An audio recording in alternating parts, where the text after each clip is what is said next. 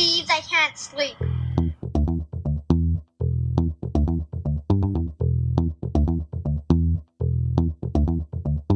It's time to listen to Courtney at last on the Ramblings of an Insomniac podcast.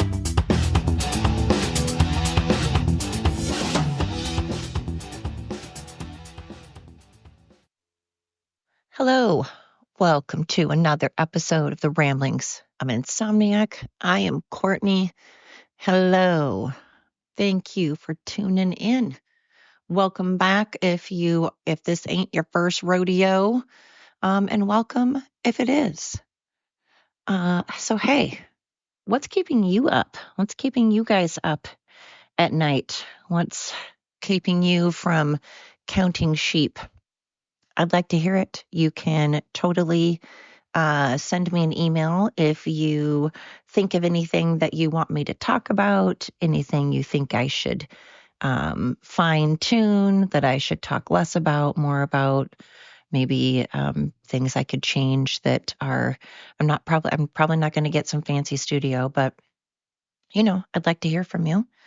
It is ramblings of an insomniac 49 at Gmail. That's ramblings of an insomniac 49 at Gmail. So if you would like to drop me an email, do it. So on that note, hi. So what's on my mind? What's preventing me from counting sheep? Taxes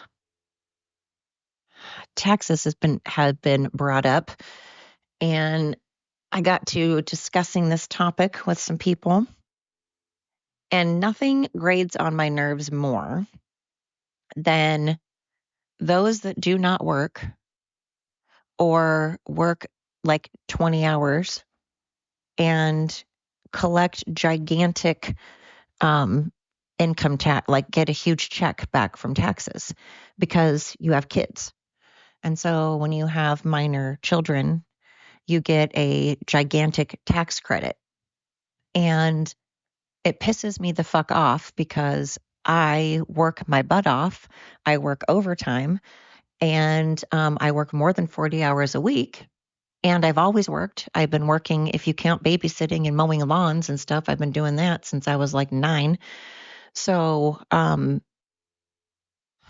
cat is refusing to lay anywhere other than on my head or my chest. And he's purring into the phone and will not leave me alone. Anyway, listen to this. That's him. Anyway, I've been working forever, and I have to pay out the wazoo in Oregon for taxes. I have to pay so much in taxes. It's asinine. And then only to turn around for them to tell me in April, hey, by the way, that's not enough. We feel you owe us more. And I'm like, well, if by more you mean no, because I've been paying them out of my paycheck, every single check since I've been working. And so you've had enough of my money now, and you're not doing anything productive with it. That's why I'm so freaking glad that Elon and Vivek are going to nip that in the butt, because the government should be, every politician, everybody needs to be audited right now. And they need to have people keeping an extra eye on them and how they spend their money and how they pay their taxes, if they pay their taxes, if they even pay taxes, because they're the ones that are shady. And yet there are people out there that have kids. And again, I want you to be able to support your kids. I do. And I used to get a good hunk of change back when I had my kids. But again, I also worked full time. I worked my butt off and I paid my bills. So now here I am working overtime. I'm working more than 40 hours a week, and they're getting a boatload of my taxes out of each check for some other person who isn't working. And again, I'm not saying if you're staying at home and you're watching kids that that's not a job. I understand that you're working as in being a parent or being a caregiver of children, whether you're the grandparent, whoever. I understand that if you're staying home and you're watching kids and cleaning the house and all of that and cooking and stuff, that's a lot. It's a hard job. I'm not knocking it. But why are you getting like $3,000 per child though, while I'm getting absolutely raked over the coals and getting so much taken out? And then I turn around and I'm lucky if I get freaking $400 if I'm lucky. Fatty, my cat is being ridiculous. Um, there's, I understand that there are people out there that have to pay a boatload out in taxes. They don't get any money back whatsoever. And not only do they not get any money back whatsoever, but they have to pay out the wazoo for taxes. And that's also a bunch of bullshit because you're already paying taxes out of my check. I get my taxes taken out. So why am I turning around and paying more taxes? You already took my money. So you're double dipping. You're totally double dipping, and it's asinine. But for people that are just not working simply because, not because they're disabled or not because they're, a stay at home mom, they're just working because they're lazy. And then they somehow are going to like get a paycheck because they have a child. That just irritates me. It's not fair. And I'm not trying to sound like a kid and be like, it's not fair and cross my arms and stomp, but it's not. And it's ridiculous. And I have a problem with it. I do. Um, I feel like there are people out there that have kids just for the tax break, just like there's people that get married just for the tax break. There are people that donate to charities just for the tax break. So I don't know. It frustrates me because I have bags under my eyes that you could go on vacation with. I could pack all my belongings under my eyeballs, and it's from working hard and having to get up no matter how tired I am, no matter how stressed or sad I am, no matter what I feel like, I have to go to work. And there are people choosing to be like, nah, I don't want to. I don't feel like it. I'm tired. So am I. So is the rest of the world. So are the rest of the world. We're all tired. Join the club.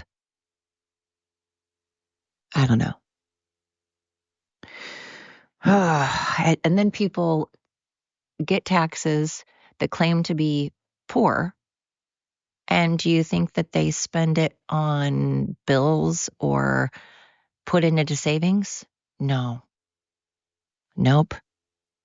You go out and you buy yourself shit.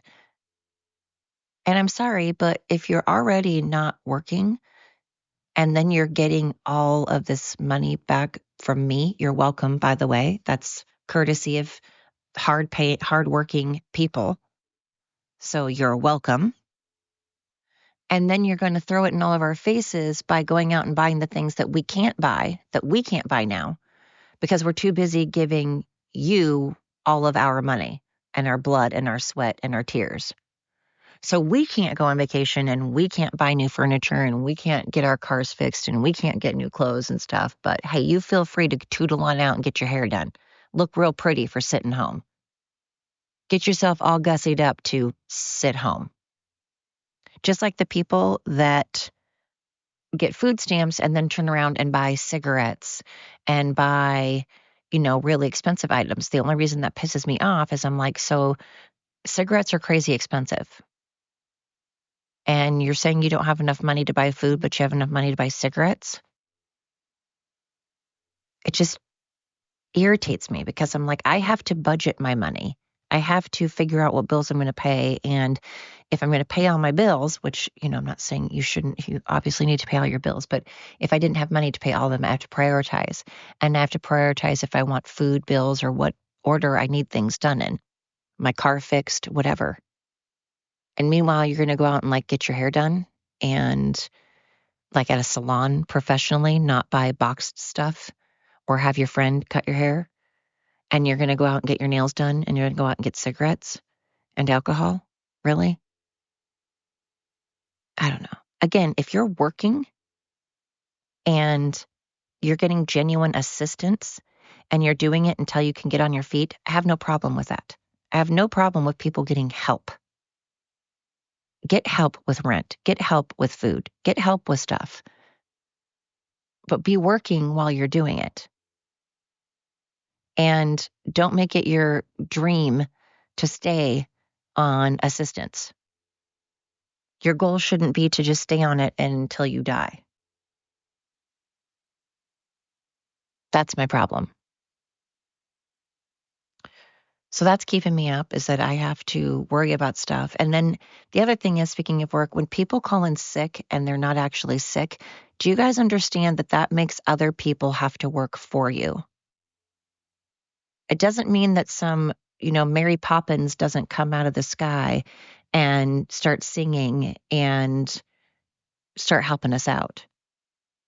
SWAT team doesn't come in with backup and, start helping us out, especially when it's a small mom and pop type of shop.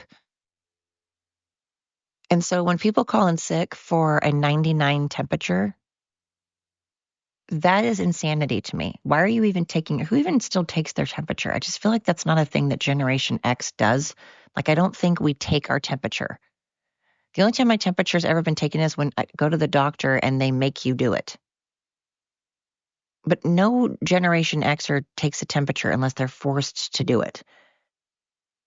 And so young kids, we're just making them weak. We're breeding them weak now. They are not, they're weak. They're exactly what I said. They're weak. And they need personal days, and they call in when they have a little cough. And meanwhile, other people then have to step up. Other people that have been working overtime, other people that have been working longer because they're in their 50s, as opposed to somebody in their, late teens, early 20s. Like, it kills me when, again, I think it's a Generation X thing. It's like we can run circles around the 20-something-year-olds as far as like doing jobs and maintaining a home and just doing all of the things we have to do. We don't need, we don't sit around and cry and take our temperatures. We came from the old school, rub some dirt in it, get up. We had to have our head half severed off, like barely attached, our head barely attached to our neck, before our bosses would probably still say, and our parents would say, go to school. With our head half severed off, we'd have to go to school and go to work. Like, there was when we were a kid, we just didn't call in sick. And our parents made us go to school even when we were sick, even when the nurses and stuff were like, what the hell? This kid can't be here. I don't know. I just don't feel like humans are made like they used to be. Got a bad batch. So that's on my mind. Mooches. I'm kind of over it. I'm tired. I've been working a boatload. And I don't like crybabies, and I don't like weak people. And again, I've talked about this in my podcast before. I'm not talking weak as in if you genuinely are disabled, which doesn't make you weak, but if you genuinely have something going on with you, that's one thing. But I'm talking about like crybabies, and I'm talking about people that have a 99 fever, suppose. That's not even a fever. And call in. That kind of shit, I can't handle it. I can't handle people that have something very little happen to them in their life, and it just devastates and obliterates their life, and they use it as an excuse to never do anything ever. I can't. And we're still trying it. Here it is, the end of December in 2024. And the left is still trying to use the race card and still trying to cry oppression, oppression. And everybody's getting in on it. Every race, everybody, trans people are getting in on it, and short people, little people, tall people, fat people. It's like the whole world is trying to cash in on who could be the most pathetic and sad, instead of trying to cash in on who could be kind and smart and helpful and successful and strong and healthy. I just, it's killing me. And it's killing me that people think that you can still call people racist and bigot and transphobe and it somehow affects anybody anymore. You just look like an ass. You look like an ass hat. My dog is snoring. You just look stupid and no one cares. So it's crazy to me.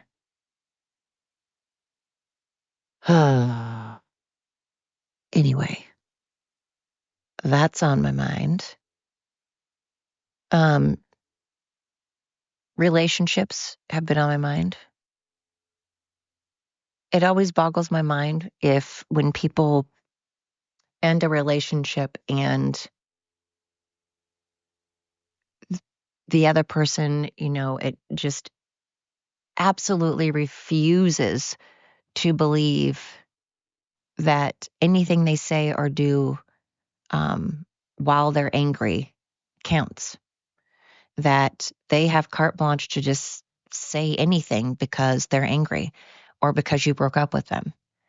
And so if you're angry or someone breaks up with you, apparently you can wish death upon them and say terrible, horrible, cruel things and they get a pass. It's the excuses, like the excuses that people have to be bad just boggle me. It never ceases to amaze me at how many excuses people can come up with for poor behavior or to try and get attention and try to get away with stuff, to try to be shady. And it's weird when people try to be shady and then they gaslight you and they act like when they are being shady, when they are going behind your back and you know they're lying and you've caught them and they still want to call you crazy and they still want to keep the eye off the ball instead of just admitting it. It's so infuriating. Gaslighting people is like you're a real great. You are a sociopath, honestly, if you're gaslighting someone. If you're making someone feel like they're crazy and treating them like they're crazy and telling them they're crazy over something that you fucking know they caught you doing, or you know that you're lying about, you know that you're being shady, you know that you're doing exactly what it is they're accusing you of, and you're still like trying to make them seem like they're insane and trying to put them down, you have problems. You really do. You've got some serious deep-rooted issues. And people that don't apologize also, it's baffling to me. I apologize. I don't have a problem with apologizing. I don't have a problem admitting when I'm wrong, or I mean, of course, I don't want to be wrong. I don't like to be wrong, but I'll admit it. I don't have a problem with admitting my faults. I talk about my faults. I'm aware that I have them. So people that just act as though they're these perfect creations, again, like what kind of psycho are you? It's insanity. And there are a lot of people out there that genuinely think that they are just a walking, talking, miracle of life. And the sun should rise and set on their asses. And it's crazy that there are people out there because I don't get the narcissists out there. I don't get the attention whores out there. But I guess you need everybody in life, right? Got to have the narcissists, got to have the egomaniacs, and you have to have the ones that are shy and the people that aren't trying to desperately seek the limelight. So you need a little of everybody to make the world go round, keep things spicy. I mean, diversity, right? I never want to hear that word again. And that's what's sad is that it's a good word. Diversity is a perfectly lovely concept and a great thing. And the left has turned it into like a dirty word almost. They've turned it into a word that no one wants to hear anymore. We're over it because they just overused it. It's like they really need a word a day calendar. And now no one wants to hear that word anymore. And it's sad Because America, one of the things that people love about America is how diverse it is. But, sorry, I'm stuffing my face. Stuffing my face. Anyway, Little Debbie's Snickerdoodles. I mean, I'm in a country that I can stuff my face. Like, we have so much food that I can sit here and stuff my face, and there are starving people out there in other countries. And we sit here in America, and even our homeless, even our illegal immigrants and our homeless have better shelters, clean water, running water, access to food and clothes more than what people in other countries do. And we sit here and make up shit to bitch about. It's just asinine. It's so crazy. It's crazy the things Americans will do to get attention. We like to be fat, and like obese, and a bunch of illiterate idiots running around telling everybody else how to live their lives when we can't even read or write. We can't even read or write. And we're going to tell other countries how to live their life. That's why I say we just need to butt out. Let everybody, as they say on We Are the Millers, you do you, Scotty P. You do you, Scotty P. I mean, again, I'm all about scratching each other's back if we need help, but America has no room to talk. We need to get our own shit together. In general, people, I do it. I talk about, I look at people and go, man, that person. Sometimes I've done it. There's times I'm like, wow, that person needs to make better choices. Now, have I made all the great choices in life? No, I have not. So I don't have any room to be saying anything about anybody else's life. That hasn't stopped me from doing it sometimes. I really don't judge, as in, there are people I know that have gone to prison and they're great people. There are people I know that have done some stupid shit in their life, but they're good people. They made mistakes. And they have paid for the consequences, and they're good people, and they're doing nothing but good things. And so I try not to judge a book by its cover and stuff. But at the same time, when all you have is a cover, sometimes you can't help but to look at someone and make a quick snap judgment, whether you want to or not. But I think we all do that. And we all need to kind of work on ourselves, though, before we really go too hard on anybody else. Anyway, those are some things keeping me up lately. I am genuinely up all night. I cannot freaking sleep. I don't know what your guys' situation in, if you all are listening to me because you're also fellow insomniacs. But it sucks because sleep affects you. Sleep really does a number. Sleep can make or break you, honestly. Without sleep, God, we have a neighbor that really speeds through the neighborhood, and it really pisses me the fuck off. He goes tearing through the neighborhood, and we have kids and dogs, and oh my God, it just annoys me. Anyway, don't speed through neighborhoods, people, especially neighborhoods with kids and dogs, animals. Save that for frickin' the raceway there, Mario. Anyway, sleep is important. It messes with you in a million ways if you don't get sleep. And my brain is mushy. I'm surprised I am upright. Surprised I can walk and chew gum at the same time. Ugh. So that's keeping me up. Lack of sleep and taxes.